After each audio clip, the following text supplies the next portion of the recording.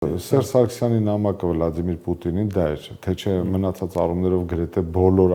հրապարակել են տարբեր ձևաչափերով, տարբեր ֆորմատներով, բովանդակային առումով նորություն չկար, ձևի առումով որոշակիորեն օգոստոսի 5-ին, եթե չեմ սխալվում, 2016 թվականի Սերժ Սարգսյանի նամակն է ուղղված Ռուսաստանի Դաշնության նախագահ Վլադիմիր Պուտինին, այնտեղ Կրակովյան կարծեմ մի փաստաթուղթ կա, դա է բավականին յուրովի հետաքրքիր 2018 թվականի հունվար ամսին ԵՀԿ Մինսկի խմբի համանախագահների առաջարկությունն է, ընդ որում գրեթե բոլոր փաթեթերին դա ես ԵՀԿ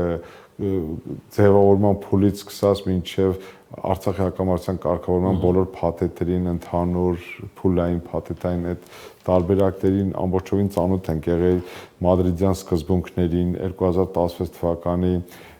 Լավրովյան պլանին, 2019 թվականի այդ աղմուկ հանած կամ այդ 19 թվականին հրապարակված կամ առաջարկված գաղափարի շուրջ առաջացած այդ աժոտաժը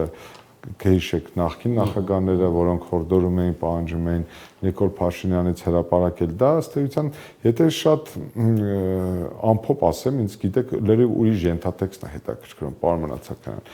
ինչու են շահագրգռված Հայաստանի նախկին ղեկավարները եւ նաեւ Նիկոլ Փաշինյանը պահել այդ օրակարգը, որովհետեւ լավ, ասենք թե հրապարակվեց եւ ասենք թե մի 10 օր էլ Հայաստանի հասարակությունը կամ քաղաքագիտական շրջանակները խոսեցին։ Դա այսպես ասած մեր ժողովրդական լեզվով ասած ում է պետք զատկից հետո կարմիր ձուն կամ ինչ պետք է քննարկվի, եթե օբյեկտը կարգավորման առարկան այլևս գոյություն չունի։